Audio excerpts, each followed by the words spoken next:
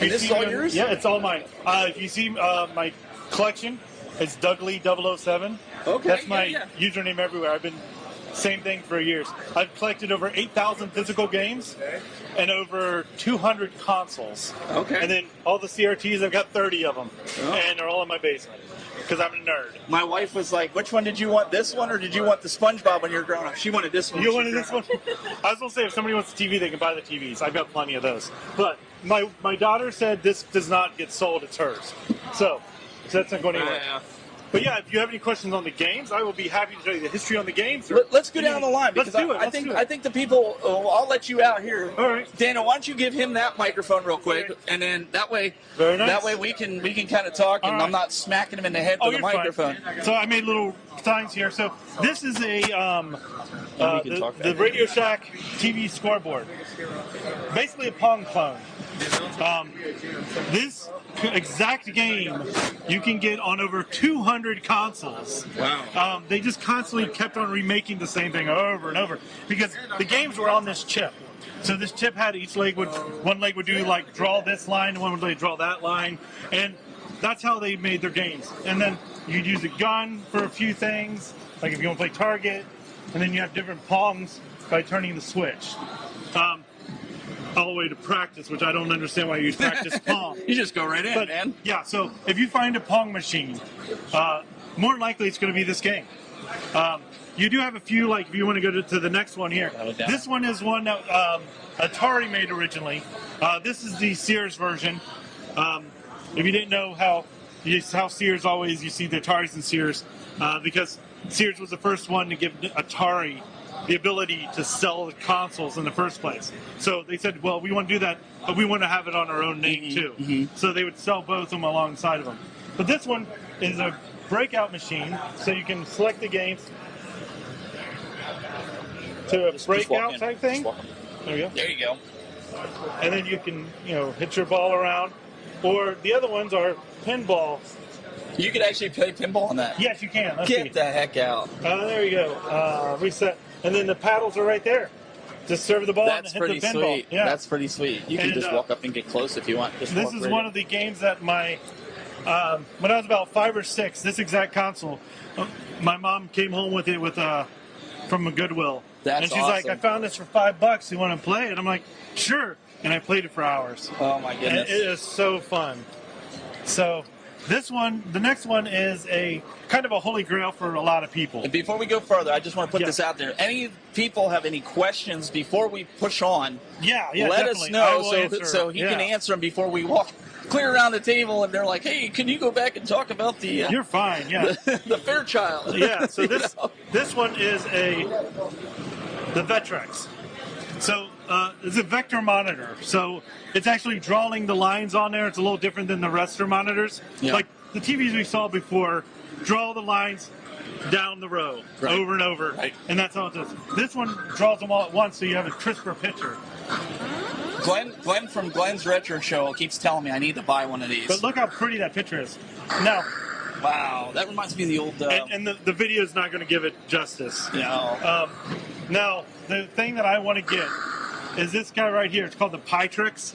That you can hook up a retro Pi Zero to it and play the arcade games. No way. So that's the actual asteroid from the arcade. It runs MAME, and it uses this as a screen. Get out. And I'm like, oh, I want this so bad. That's sweet. All right, this is the very first. Any questions from the audience? We got nope. All right. All right. So this is the very first cartridge-based ROM system. Okay. To be fair, the original Odyssey, used cards. Right. But the cards didn't have games on them. The cards acts as a jumper, similar to turning a switch. But they put individual cards that did the jumpers for it. This one's the very first time they put ROMs on a card. So the games would have 1, 2, 3, 4 on them, and it'll tell you what kind of game to play. So you pick the game, and then it'd start, and then you would try to go through the maze. The controllers are really cool because not only do you move left and right, the buttons are pushed down and pull up. Oh, get out. And that's how you use the buttons. So it actually had 2 buttons on it. That's pretty sweet. Yeah, so it's really cool. This is not a good example. I grabbed a maze out of all games. But it's kind of an interesting concept how they did it.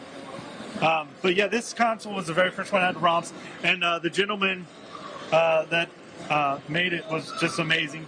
He came up with the idea of doing the ROM chips, and he was also one of the few African Americans that worked in the companies at the time, or in the brings system. new life to these too. It does. You know. Yeah. I also tore this thing apart. It's scary.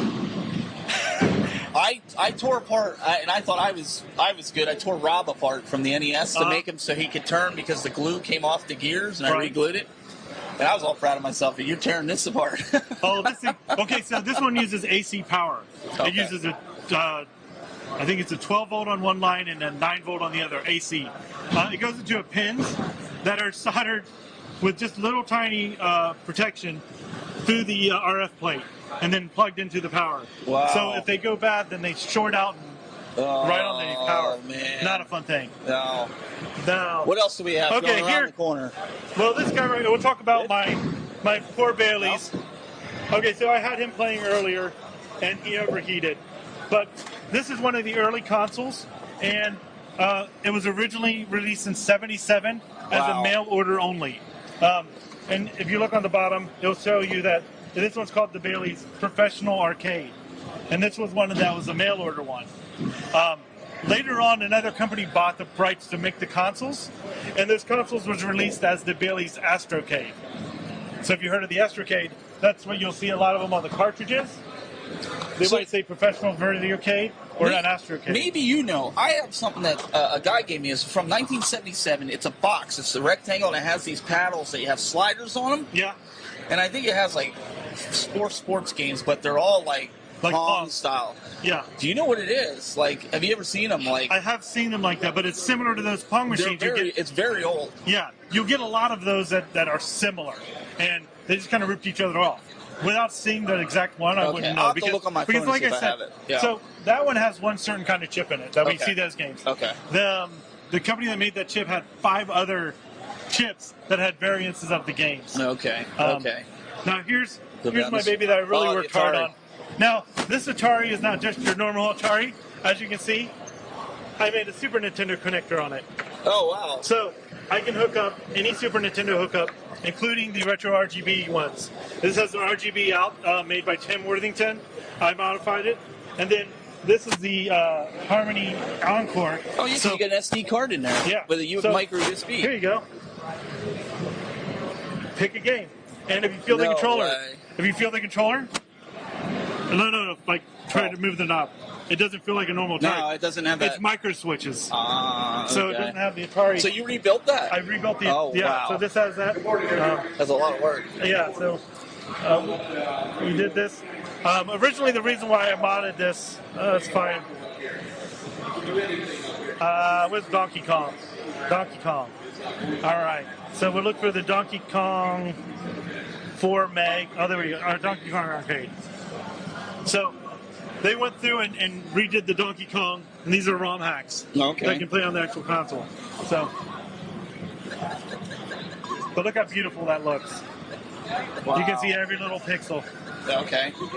And so, speaking of little pixels, my wife got into crocheting and made some. I'm sorry. No, you're good. You're good. She crocheted some things. We're doing a Bomberman tournament later on. Oh, nice. The winner gets to pick a square. Oh, that's cool. If we have more, we can do 10 players at once on Bomberman. So there you go. If we can do 4 rounds, it's 4 of them gone. She's my baby. She's not going anywhere. Love my Fantasy Star stuff. So very cool. And now we can. Yeah, keep going. We'll keep going down this path, and then we'll do a camera operator switch because my daughter's getting tired of holding that. Sorry. No, you're good. You're good. She's just she's been holding that for. This something's going on with my screen, but if the games work, I don't know why the screen looks funky. I just had mine recapped and LCD'd. Yeah, so this is using the BenVin mod. It is. Let's just pick Afterburner. Here we go. It's a really nice screen. I really like how this one looks because if you want to, you can like change the way it looks by holding start and pressing over, and you add the scan lines. This is my custom controller. I bought a couple cases, mixed them up a little bit, got some extra buttons. So now, like, if folks that are watching right now, they have some of these systems, do you refurbish them online? Like, if somebody would pay you to do it and you send them to you? I mean, I'm just asking. It's something that we were talking about doing. I'm just really busy. I've got my 2 little girls. And so a lot of this stuff, that's my dream. If I could do that for a living, I would. But yeah, because these look fantastic. Yeah, they got this one was an easy one. This is one you can do at home. Your Game Boy Color one, that's a drop-in screen. So, of course, I got the EverDrive in here too. But this screen, you just drop it in there, and you can play the nice colored screen and big bright lights. EverDrive, never leave home without it. No, you don't. No. I just got this because I thought it was funny. So, if you ever felt like you needed to play your Game Gear on the go in the rain, magnified. This is a magnifier and a waterproof. What do we got? He says, I just found a picture of the very first gaming console I had from 1977. Yes. And Jeff Fitzgerald says, I was 12 years old and it was awesome. The steering wheel game only had squares that came at you like you were driving around the curse. I saw that one. That one is an amazing console. That's one I would love to get a hold of. He's got some amazing ones here from like back in the day, so even before I was born. Here's the one everyone hates. The Tiger Electronics. The Tiger Gamecom. Now this was the second release one. The first one was a lot bigger. Okay. So it added a backlight to it, or a front light. Front light. Yeah. So you can almost see the screen. These games were awful. I wouldn't suggest buying one if you like playing games. And that being said, I have a whole collection of the U.S. set of these. I've got every game released on it. But if you like to collect. Yeah, I do. All right. But I don't know if you can see this. This has Mega Fighter. It's got the Sega game in it. So it's Fighter Mega Mix. So Mike in the chat room, he says, green is an interesting color for the Game Gear. I like it. It is. I love it. And Andrea says, is that a sort of retro event? Yes. We're at QuartzCon. Yes. So not only is there games that you can buy, consoles you can buy, but you can learn some history behind the games as we're seeing and hearing here. Notice that this game never existed. Right. It was changed. These were sent out to GameStop and GameStops to put inside their displays to sell the console or to sell the game. And when they changed the game, they told them to don't put them in there and to throw them away. Wow. I did get thrown away. I've got a few of them. I don't know. I might sell them if somebody wants one. There you go. And then the Neo Geo Pocket. Neo Geo Pocket? Yep. I remember when this guy came out, I was like, oh, I bet its battery's dying. But this one also has a flash card in it. I had one of them. I wish I still had it. It's not going to let me play because I don't have the cell battery in it. No. It's not big deal. It's all good. What else do we have going around? My gosh. I have a Nomad. So the Nomad has the you got one of those. Laser Bears battery pack. Where do you get a pack like that? Because I've been looking for one. It's called Laser Bear Industries. Okay. Look him up. He's got them. Obviously, you got your EverDrive. Yeah. I bought this so the Sega CD and Master System stuff will work on it too. Okay. That's how mine. I think mine does that. Yeah. I'm waiting. There's a gentleman on Facebook. I'm sorry, Twitter. That's making a new screen, and he's also making an entire board. So it's going to be a lot better screen than we actually have. Carl says, I'm jelly of the console collectors. Keep making content. I will live through you. So they're enjoying it. They're enjoying the history. I knew they would enjoy the history of some of this stuff. I will always let people play these too. I'm not going to hold anything back. That, I think, is the coolest. When you can come to a convention like this, and you can play and see things that you normally wouldn't see and get to touch and even play, right? And here, he's got all of it.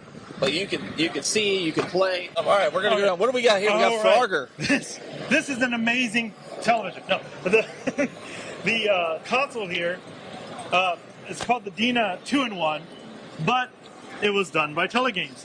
They didn't bother rebranding it, not right away. And the reason why is that it was a 2-in-1 console, and they only advertised that it plays ColecoVision. because it plays SG-1000 games. It almost looks like an NES type controller. It's basically like the SG-1000 controller. Okay. So when you're playing like a Frogger or something like here, you have to use the controller. Oh, I didn't see you had that one. You have the number buttons I was like, for the Coleco. And then you pop out Frogger. Hold on. No, you're good. Sit, boo-boo, sit. It'll pick your voice up. It's a pretty good mic. Good control. And I've got what they call a stage voice, so... No, you have to. See, this is why I use these microphones, believe it or not. When you go back and watch this, you'll hear the crowd faintly. It'll sound like we're in a studio. All right, so here's the SG-1000 game. This is my goal, to find another game. This is the only one I have. Wow. But Coleco didn't want to admit, Sears didn't want to admit that it played this. So okay. This is the card that it came with, and it even says, please note, the side A is for a cartridge that was never available for North America. And basically it says, don't put anything in there, you're going to break it. So he put something in there. I put something in but there, it didn't break it. The later consoles, they put a sticker over here that said Personal Arcade, and put a tape over top of the second cartridge port. But yeah, so this is one of the holy grails if you're a Sega collector to get a hold of. Okay. Or a ColecoVision collector for that matter. So yeah. This is a really cool console. I love it. She's just coming in. She's dropping change. There you go. Just keep an eye on that, Daniel. That's all right. Change is good. Out. All right. So my Saturn, I kind of rigged this guy up because I forgot to bring the speakers for it. Oh. So the TV that was over there with the Baileys is now the speakers for the Saturn. But this is modded with a Finra SD card slot. Get a shot in there. So I bought this guy broken. And it didn't read discs. Okay. And the reset button was broken off of it. So I bought a Japanese reset kit, like button kit, so that way I know which one has the mod in it. And so if we wanted to reset this guy, actually you can't reset it. I got that turned off. I got to turn it off back on again. And that's just weird having it open and playing. It doesn't matter. It doesn't matter. It's just like, it's kind of like now. Remember when we were kids with the Nintendo? You always had to put the cartridges and push it down. Yes. Now we just stick the cartridges and hit the button. You don't have to push it down. You never have to put the button down. So this one has a little bit different things I've done. Normally you can just put the games on there with the operating system that came with it. A lot of people that know Saturn will know the pseudo Saturn. Okay. And that's what people use as a cartridge to play backup games on a system that's not modified. Okay. Now, this one can also do the pseudo Saturn, but it does it in a different way. I can obviously load the games up here. I can go here, and I can do backups of my cartridges or the inside. And then also, like, say, we'll go US. I've been playing the Saturn on Twitch. Okay. I have a whole 2 viewers. I love them because they only play on Sunday mornings. But I've been trying to beat all the Saturn games for the last 5 years and playing when I can. Word. But that's why I've got like a folder that says done. Those are the ones I've beaten, and the ones I haven't played yet. But so if I wanted to go in here and say Alien Trilogy, if I use the X button to load up the game, it would take me to. It should. It didn't do it. I guess it wasn't set up. Oh, well. But it will also, I can load cheats if I want to do it. Oh, okay. But you can play any game you want on that. Very cool. So that way, the one game, if you get this done, then I suggest playing anyone that likes Saturn. Play the Shining Force trilogy, Shining Force 3 trilogy of the different scenarios that's been translated. Okay. They did a great job translating it. They're the best 150 hours of my life playing a game. Anyway. Oh my word! I can talk for hours for the Saturn alone, so let's move along. I like the Saturn. I have the Saturn as well. You got the X Arcade. We're familiar with this. Yeah. Well, this is running the Mr. FPGA. Nice. So, if we go in here, we can pick other games. This is playing a Genesis game right now, but this has a ton of different consoles. If you haven't seen a Mr., it's the old man's nerdy Raspberry Pi, because as an old guy, I don't want to deal with the setup of Raspberry Pi. It makes my head start. You put the spinner in there? Yeah, so I got the spinner in here. The GRS spinner, it looks like. So you can play some badass kaboom. But this will, if you haven't seen, I'm going to just reset it here because it's quicker to get to the main menu. This is how easy it is when you are setting this up. You do an initial SD card setup, and then you download a, let's see here. If I go here in scripts, and they have an update all. I know I'm not on the internet, but when I hit update all, it will pull every single one of the cores, all the different consoles, have them set up and updated, and then all I've got to do is go back and play the game. So you don't even have to go in and do it. That's a pain. I just put the games in a folder. Wow. And then I'm good. So here's all the different arcade games. I'm not going to go through all of them, but so those are all. I'll just go like this. There we go. A ton of arcade games. The arcade games you don't have to download the ROMs for. It comes with the update now. Wow. Oops. If you like old 8-bit computers and stuff, you can play your 8-bit computers, hook up a keyboard and mouse, and play some Apple II. I actually sit down the other day and played all the way through Oregon Trail, and I didn't die of dysentery. But yeah, and then of course, what people really matter is the consoles. It's got all the different consoles set up here. Very cool. And then the really cool one is that it has a 2-player Game Boy Advance and Game Boy games. Uh-oh. I'm sorry. So Carl, no, you're good. Carl O says, I'm 100% anti-Raspberry Pi. Thank you. Their time has come and gone. Much better options out there. Batacera on cheap PC or rock chip-based PCBs are the way. Oh, yeah. This is an FPGA. They said that you're a national treasure. Oh, thank you. Bo knows techno. Mr. is great, he said. It is. It really is. Very cool. On the, so everybody, this is our poor Doom. Look at this mod of Doom. So this is why you get one of these if you want to play games that you can't really play.